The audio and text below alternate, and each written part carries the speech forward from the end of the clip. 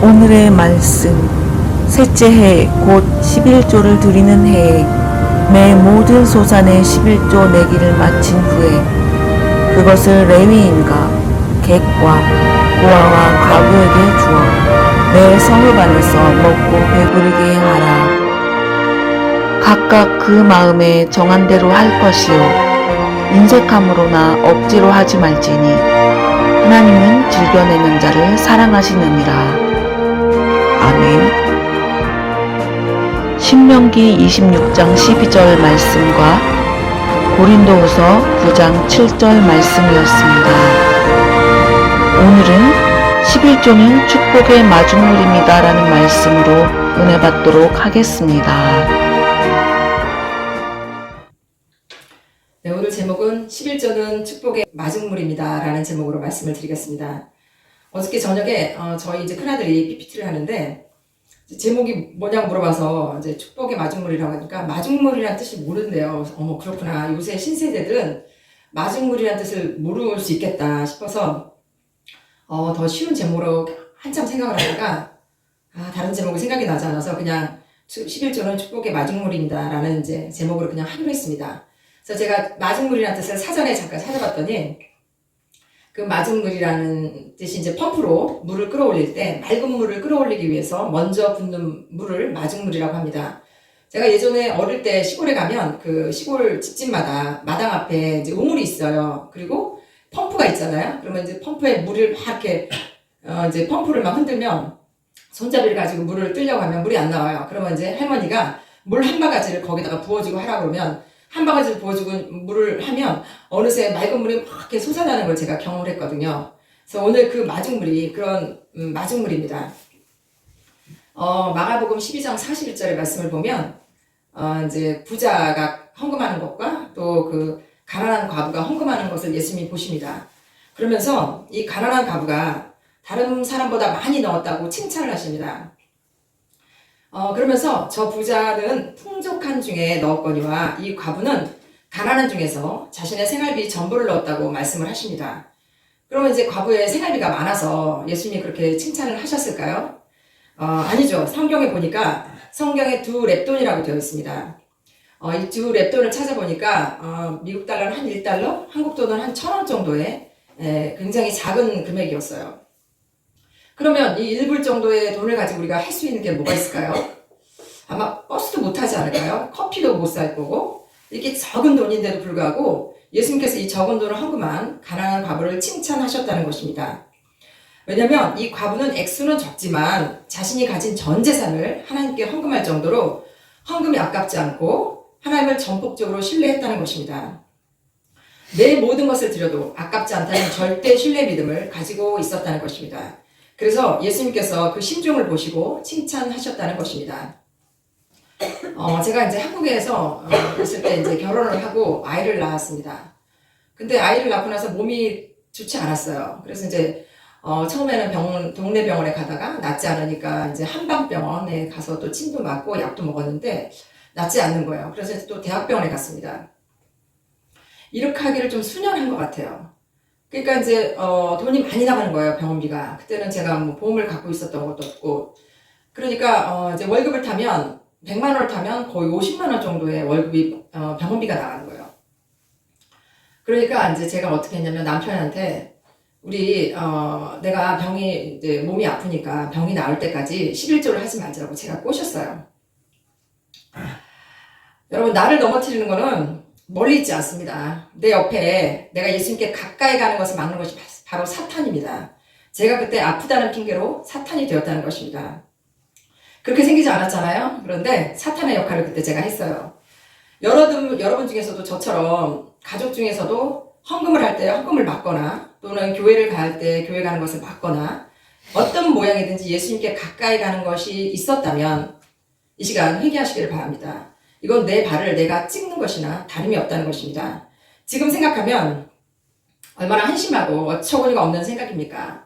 하나님을 향한 믿음이 1도 없었다는 것입니다. 그냥 교회만 다니는 종교인, 성전 마당 뜰만 밟고 다니다가 말씀 한 자락 깨닫지도 못하고 그냥 헛먹에 돌아가는 그런 교인, 그냥 가방만 예수님과 상관없이 가방만 들고 다니는 그런 교인이었다는 것입니다. 11조는 당연히 내야 하고 그 이상의 헌물을 드리고 하나님께 병 낫기를 기도를 했어야 되는데 기도할 줄은 모르고 오직 병원에서만 치료해야 된다라고 하는 그런 미련한 생각으로 제가 11조를 하지 않았습니다. 그런데 시간이 지나고 병원을 다녀도 병이 낫지가 않았습니다. 그래서 눈만 뜨면 그냥 죽고 싶다 이런 생각을 참 많이 그때 당시에 했던 것 같아요.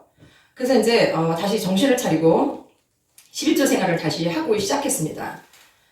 이제 그러던 어느 날 제가 이제 저희 남편과 같이 그때 이제 성가대를 했어요. 그러면서 이제 성가대를 하고 있을 때 저희가 그때 문구점을 하고 있었죠. 근데 문구점을 하고 있는데 성가대 이제 지휘자가 저희 가게에 종종 놀러 왔어요. 그러면서 이제 그날도 이제 와서 놀러 와서 같이 이런저런 얘기를 하는데 그 성가대 지휘자가 하시는 말씀이 그 당신의 어머니가 한 20여 년 정도 굉장히 몸이 아프셨대요. 그런데 이제 병원을 여기저기 많이 다니는데 최근에 한 대학병원 어떤 전문의를 만났는데 명의야 세상에 우리 엄마 병이 나았어 이제 이러시면서 우리 어머니가 그때 말씀하시기로는 80이 넘으셨는데 너무 건강하게 사신다는 얘기를 저한테 하시는 거예요. 순간 제 머리에 이제 전구에 불이 들어오시 번쩍였어요. 그래서 이제 제가 당장 그 성가대 어머님이 다녀셨던 대학병원에 예약을 하고 전문의를 찾아갔습니다. 그래서 이제 전문의하고 얘기를 하는데 전문의가 저에게 이런 얘기를 하는 거예요. 6개월이면 깨끗하게 나을 겁니다 라고 그러시는 거예요. 근데 제가 사실 그 말에 이제 반신반의했죠. 왜냐면 한국에서 최고 좋은 병원에 가서도 낫지를 않았는데 6개월 다니면 나을 수 있을까? 근데 이제 저는 그때 당시에 지푸라기라도 잡아야 되는 심정으로 이제 병원을 다니기 시작했습니다. 근데 병원을 다니면 이제 뭐 치료를 받고 진료를 받고 이제 약을 먹으니까 이렇게 병이 이제 조금씩 좋아져야 되잖아요. 근데 거의 한 달, 2달, 3달, 4달, 5달이 지나도 똑같은 거예요. 처음하고 다 같이 해서 굉장히 마음에 낙심이 되고 힘이 드는 거예요. 그런데 이제 6개월이 거의 끝난 무렵에 정말 몸이 정상으로 돌아왔습니다. 의사가 한 말이 딱 맞은 거예요. 정말 기적이 온 거예요. 그래서 얼마나 기쁘고 감사했는지. 그래서 제가 이제 몸이 아프다는 핑계로 돈은 병원에 줄 돈은 있었잖아요. 그런데 하나님께 드릴 돈은 없었다는 것입니다. 그러나 11조 생활을 다시 하지 않는 거에 대해서 제가 회개를 하고 하나님께서 저의 그 회개의 마음을 받으셔서 저의 기도를 들어주셨다는 생각이 들었습니다. 하나님께서는 태초에 온 우주 만물을 만드시고 또 우리를 만드시고 이 땅에 태어나게 하셨습니다. 그러시면서 이 땅에 우리가 살아갈 수 있도록 기본적인 것들, 우리가 숨쉬는 공기며 태양이며 물이며 이 땅의 땅들, 또 예수 그리스도를 이 땅에 보내주셔서 우리를 구원하시는 것까지 거저 주셨다는 것입니다.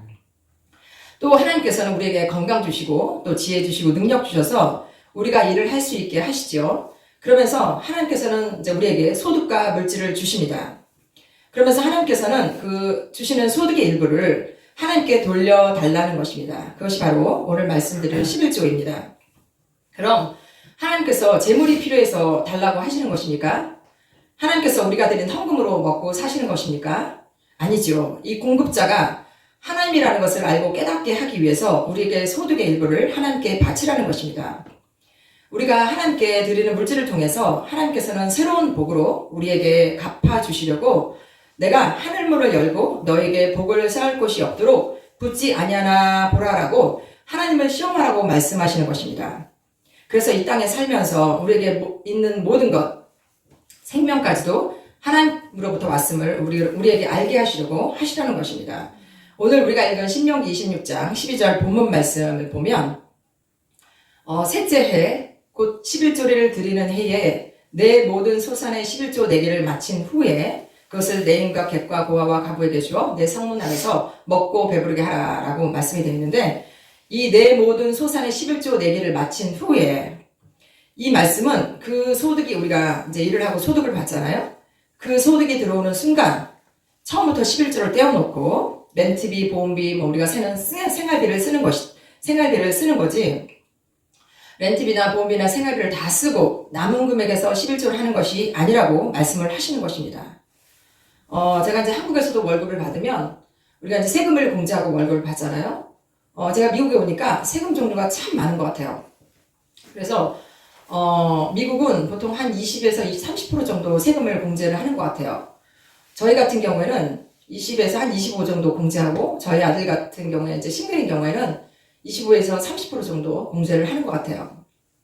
그러니 이제 월급을 받을 때 세금을 공제하고 받는데 11조는 세금을 공제하기 전에 내려고 하니까 참 아까운 것이죠. 그래서 11조 낼 때 그런 고민들이 많이 계시더라고요. 그래서 성경에는 뭐가 맞다고 돼 있지는 않습니다. 세금 전에 내라, 세금 후에 내라, 뭐가 맞다고 돼 있지는 않아요. 그러나 오늘 읽은 우리가 고린도후서 9장 7절의 말씀을 보면 각각 그 마음에 정한 대로 할 것이요 인색함으로나 억지로 하지 말지니 하나님은 즐겨내는 자를 사랑하시느니라 라고 되어 있습니다. 하나님께서 이 말씀을 비추어 보면 하나님께서는 우리 마음에 인색함이 있는지 없는지 분명히 보시고 계시기 때문에 어떤 마음으로 11조를 드리는 것인지 알고 계신다는 것입니다. 그래서 하나님께서는 우리의 마음의 중심을 보시고 응답도 분명히 다르게 올 것이라고 생각을 합니다. 제가 이제 한국에 있을 때 문구점을 했다고 여러 번 말씀을 드렸잖아요. 처음에는 밥 먹을 시간도 없이 너무너무 바빴어요. 근데 이제 시간이 가니까 점점 장사가 안 되는 거예요. 그래서 가게를 내놨는데 보러 온 사람이 정말 한 사람도 없었습니다. 수년 동안에. 그래서 이제 밖에 나가서 다른 일이라도 하고 싶은데 가게를 비워놓고 나갈 수가 없었습니다. 그때 저희 남편은 신학교를 다녔기 때문에 가게를 이제 닫고 나갈 수가 없었어요. 한번 가게를 이렇게 문을 잠깐 닫으면 손님들이 이 가게는 문을 잘 닫는 가게라는 인식이 있어서 잘 오지를 않아요. 그래서 365일 그냥 열어놔야 돼요. 그래서 이제 제가 가게에서 이제 할 수 있는 일을 찾기 시작했습니다. 붕어빵도 팔아보고, 신발도 팔고, 옷도 팔고, 그리고 이제 여러분 집에 갖고 있는 휴대폰이 많이 갖고 계시죠?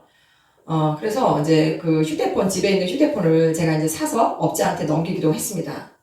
그리고 이제, 집에 제가 금리빨이 그렇게 많은 줄 몰랐어요. 어떤 업자가 이제 금리빨 삽니다라고 이제 저희 가게에 붙여줬어요. 그걸 붙여놓으니까 집에 갖고 있는 금리빨들을 참 많이 갖고 오시더라고요. 그래서 제가 이제 그거를 진짜인지 가짜인지 이제 테스트를 해서 진짜만 사가지고 그게 또 업자한테 넘기기도 했습니다. 지금 생각하면 참 돈이 되는 일이면 이것저것 참 많이 하게 된 것 같습니다. 이렇게 이제 물질의 어려움을 겪으면서 제가 이제 기도를 하게 된 것 같습니다. 그러면서 이제 가게에 있으니까 시간이 참 많았어요. 그래서 이제 간증도 듣고 또 설교 말씀도 참 많이 들었습니다. 이때 이제 제가 왕의 재정이라는 그런 간증을 듣게 되었습니다. 이 간증하시는 분이 50억 빚을 지었는데 자기가 이제 4년 만에 그 빚을 다 갚았다는 그런 간증을 하시면서 자기가 이제 사업이 망하게 된 것이 하나님이 주신 물질을 잘못 관리했다는 것입니다. 그 중에 이제 망하게 된 원인 중에 하나가 보증을 잘못 해주어서 그렇게 망하게 됐다는 것입니다. 근데 이분이 이제 어릴 때부터 성경을 읽었고, 그리고 잠언에 보증 서지 말라는 말을 숱하게 읽었답니다. 그런데 정에 약해서 보증을 서주었다가 정말 자신이 보는 앞에서 잠언의 말씀처럼 자신이 누운 침상도 빚쟁이들이 싣고 나갔다는 것입니다. 그러면서 이제 50억 빚을 4년 만에 다 갚게 된 간증을 하시는데 이제 그 중에 하나가 11조였습니다. 그분이 이제 11조를 이제 사업을 했을 때 하는데 사업 망하기 전에는 11조를 이제 렌트비, 관리비, 직원월비, 월급 이런 거 다 빼고 순수하게 자기에게 들어오는 그 순수 금액에서 11조를 했다고 합니다. 근데 사업이 망하고 나서 다시 이제 사업을 재개하고 다시 이제 11조를 할 때 렌트비, 관리비, 직원월급 빼기 전에 순수 매출에서 11조를 했다고 이제 간증을 하십니다. 그러면서 그런 일들이 있으면서 50억 빚을 4년 만에 갚았다는 그런 간증을 하시는 거예요. 제가 이제 간증을 들으면서 제가 그때 이제 물질로 엄청나게 이제 힘든 상황이니까 어떻게든 이 환경을 제가 면해야 되겠다는 생각이 굉장히 많았어요. 그래서 이제 이 간증을 들으면서 제가 이제 결단을 했습니다. 그래, 나도 그러면 문구점에서 11조를 한번 해보자. 라고 이제 11조를 하기 시작했습니다. 이제 매출에 11조를 하니까 매출은 똑같아요. 그런데 이제 11조 금액이 엄청나게 올라가죠. 그러면 이제 그달 벌은 거를 이제 매출에 11조를 냅니다. 그러면 말일날 렌트비 낼 돈이 없는 거예요. 그러면 이제 다음 달로 밀립니다. 또 다음 달에 또 매출에 11조를 또 하면 또 렌트비가 또 밀리는 거예요. 그러니까 이제 주인은 이제 렌트비 달라고 이제 계속 독촉을 합니다. 그러니까 저는 또 이제 마음이 막 너무 힘드니까 또 이 문제를 가지고 하나님께 또 부르짖고 이제 기도를 했습니다. 이러기를 한 7, 8개월쯤 한 것 같아요. 근데 어느 날 아는 지인으로부터 연락이 왔습니다. 렌트비가 밀렸냐고 이제 물어보시는 거예요. 그래서 얼마나 밀렸냐? 그래서 7개월 정도 지금 밀리고 8개월 들어간다고 했더니 그분이 대신 갚아주시겠다는 겁니다. 정말 그 기적이 저한테 일어난 거예요. 얼마나 기쁘고 감사했는지. 그래서 하나님께서 천사의 손길을 통해서 저에게 이렇게 렌트비를 한꺼번에 낼 수 있도록 해주셨습니다. 그리고 이제 또 이 일이 있고 나서 얼마 후에 또 천사의 손길을 제가 여러 번 경험을 했습니다. 그 중에 하나만 더 제가 말씀을 드리겠습니다. 제가 이제 큰아들을 중국으로 유학을 보냈습니다. 그때 이제 돈이 많아서 보낸 것이 아니고 제가 이제 가게를 하니까 아이를 잘 양육을 하고 싶은데 제 힘으로는 그렇게 할 수가 없었습니다. 그래서 이제 아이를 잘 키워보려고 하는 욕심에 제가 이제 중국에 유학을 보내게 되었습니다. 근데 이제 유학을 보내고 나니까 이제 렌트비가 계속 밀리는 상황에서 유학비를 제가 보낼 수가 없었습니다. 그래서 그때 이제 제가 다니던 교회 여전도 회원 이제 두세 명이 여전도 회원 그 집에서 아침마다 기도 모임을 갖게 되었습니다. 처음에는 이제 두세 명이 시작했는데 나중에는 한 8명 정도가 이제 늘었어요. 그래서 아침마다 이제 서로 기도 제목을 나누고 그리고 이제 매일 방언으로 같이 부르짖고 아침마다 정말 뜨겁게 기도하게 되었습니다. 그러던 어느 날 이제 그날도 똑같이 이제 제가 기도 모임을 끝내고 이제 가게를 왔어요. 그런데 가게 왔는데 조금 있다가 이제 저하고 같이 기도 모임하는 어떤 집사님이 이제 저를 찾으러 왔습니다. 그러면서 이분이 하시는 말씀이 내가 말이야 며칠 전부터 기도를 하는데 하나님이 강집사 학비 줘라라고 계속 말씀하신다는 거예요. 그래서 강집사는 바로 저예요. 그러면서 이제 제가 기도 제목을 나눌 때 우리 큰아이 이제 학비를 보내야 되는데 학비가 없습니다. 그걸 좀 기도 좀 해주세요라고 이제 기도 제목을 나눈 적이 있는데 하나님께서 이 집사님에게 이제 저에게 학비를 주라고 그 집사님에게 말씀을 하셨다는 거예요. 그러면서 이분이 계속 말씀하시는데 내가 너무너무 괴롭다. 지금도 뒤통수에다 대고 지금 말씀하신다. 라고 그러시는 거예요. 근데 제가 이제 그 말을 들으니까 너무너무 기뻤죠. 근데 차마 달라는 말을 못 하겠더라고요. 왜냐면 그분 형편이 제가 어떤지 너무도 잘 알고 있었고, 그때 당시에 그분 남편이 이제 집에서 아이들을 키우고, 여자 집사님이 이제 밖에 나가서 이제 돈을 버시고 생활하는 걸 제가 너무도 잘 알고 있었기 때문에 돈을 달라는 말을 못 하겠더라고요. 그래서 이 집사님이 내가 1,000만 원을 줄 테니까 제가 자꾸 이제 망설이니까 잘 생각해보고 나한테 연락을 줘. 그리고 또 가셨습니다. 마음은 당장이라도 받고 싶었죠. 그런데 그렇게 어려운데 나한테 1,000만 원을 주면 어떻게 되나 이제 하라고 계속 이제 고민을 하기 시작했습니다. 그런데 제가 이제 계속 고민을 하는데 갑자기 제 안에 성령께서 이런 말씀을 하시는 것 같아요. 돈을 주는 것이 순종이면 받는 것도 순종이다 라고 딱 말씀하시는 거예요. 제가 순간 깜짝 놀랐습니다. 그럼 내가 하나는 알았지 둘은 몰랐구나. 이것도 그럼 불순종이네. 이걸 제가 깨달으면서 그 집사님에게 이제 연락을 해서 돈을 받아서 제가 학비를 냈습니다. 그리고 나서 이제 얼마 지나지 않아서 이 집사님 남편이 이제 신학을 하게 되었어요. 그리고 이제 목사 안수를 받고 캐나다로 이민을 간 것을 이제 제가 보았습니다. 하나님께서는 그 집사님이 어려운 상황에서도 하나님 말씀에 순종하여 물질을 드렸을 때 하나님이 계획하신 축복을 그 가정에게 갚아주신 것이라는 생각이 들었습니다. 만약 제가 계속 인간적인 생각에 사로잡혀서 그분이 만약에 이제 돈을 받지 않았다면 그분이 하나님께서 예비한 축복을 받지 못하지 않았을까. 그래서 신문대로 걷는 것이 맞구나 라고 제가 깨닫게 되었습니다. 아직도 더 많은 간증이 있지만 나중에 제가 또 말씀을 드리겠습니다. 제가 이런 일들을 경험하면서 하나님께서 제가 하나님을 사랑해서 매출의 11조를 하나님께 드린 것이 아니고 어떻게든 그 가게의 힘든 상황을 벗어나기 위해서 저의 이기적인 마음에서 결단하고 매출의 11조를 드렸습니다. 그럼에도 불구하고 하나님께서는 제게 응답을 주시고 또 물질의 어려움에서 벗어나게 하셨다는 것입니다. 하나님만이 모든 문제를 풀어주시고 또 좋은 것을 주시려고 우리에게 물질의 마중물을 요구하시는구나. 이것을 제가 삶에서 깨달았습니다. 처음에 말씀드린 것처럼 제가 아직도 몸이 아파서 힘든 삶을 살고 있으면 어떻게 되었을까? 또 아직도 물질의 어려움을 겪고 아무리 열심히 살아도 출구를 찾지 못하고 힘든 삶을 살고 있었다면 지금 어떻게 되었을까?